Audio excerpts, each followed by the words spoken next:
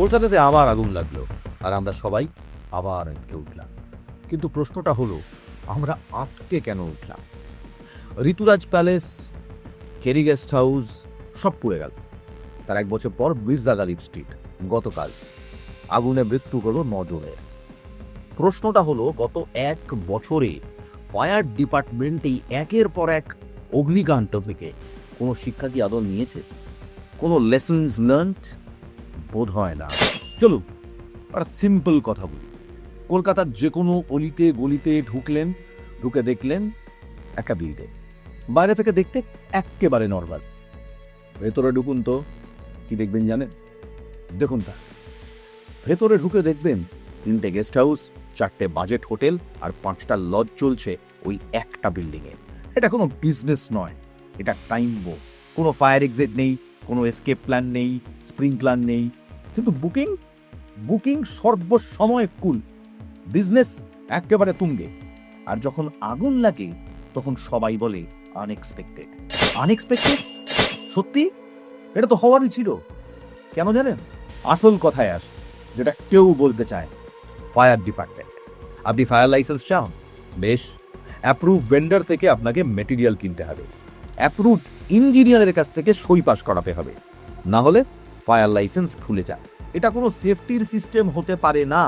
এটা একটা সিস্টেম যেখানে কস্ট এত বেশি করে দেওয়া হয় যে ছোট হোটেল, ছোট বিল্ডিং এই সিস্টেম বাইপাস করে, বেআইনি জানার পরও ইচ্ছে করে পারে। লাইসেন্স নেই, অডিট হয় না, ফায়ার প্রিপেয়ারনেস জিরো।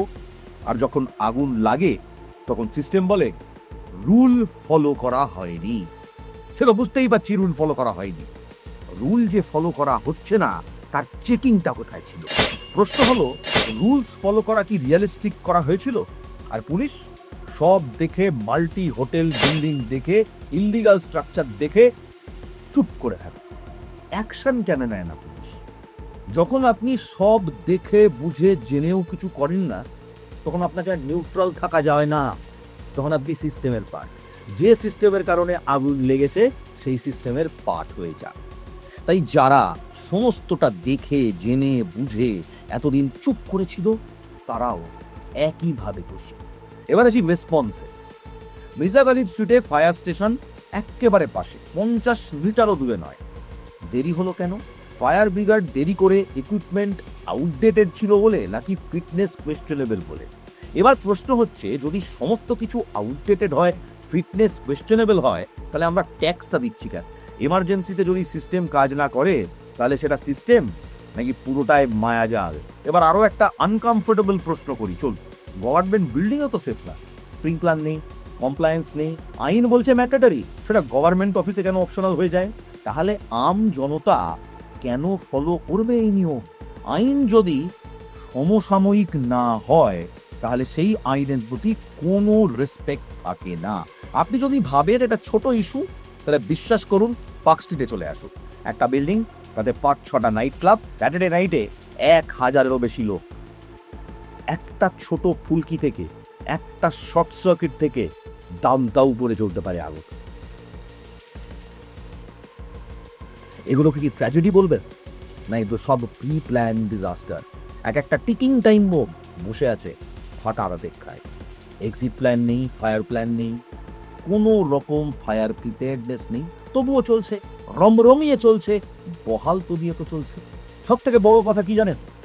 শুধু তাহলে এই নতুন সরকারের কাছে একটা ম্যামথ টাস্ক আছে, এই পুরো সিস্টেমটাকে চেঞ্জ করার এবং পরিষ্কার করা।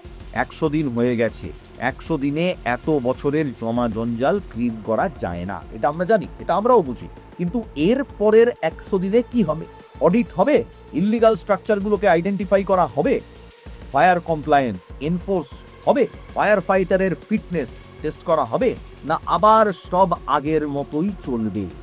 আগের মতো যদি চলে তাহলে পরিবর্তনটা কোথায়? এখানে কথাটা শুধু পলিটিক্সের নয়, এটা মানুষের প্রাণের প্রশ্ন। সলিউশনটা কি? খুব simple, fire audit third party করুক। আগে গভর্নমেন্ট বিল্ডিং অডিট করুক, কমার্শিয়াল বিল্ডিং অডিট করুক, তাদের এসকেপ প্ল্যান এনফোর্স করুক, লাইসেন্স সিস্টেম আরও ট্রান্সপারেন্ট করুক, তারপর কথা হবে। কেন বলছি জানেন?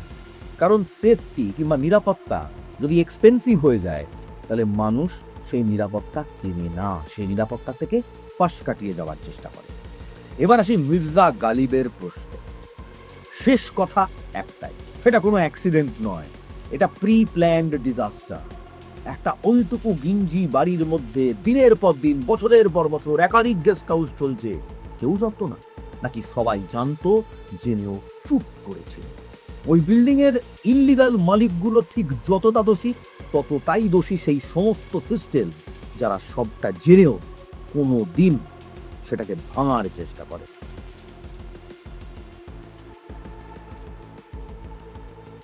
এখন এই সমস্ত কিছু জানার পরও যদি কোনো অ্যাকশন না হয় না, তাহলে এর পরের অগ্নিকাণ্ডটা শুধু খবর হবে না, হবে একটা বড় বড় হেডলাইন, তাতে লেখা থাকবে ট্র্যাজেডি।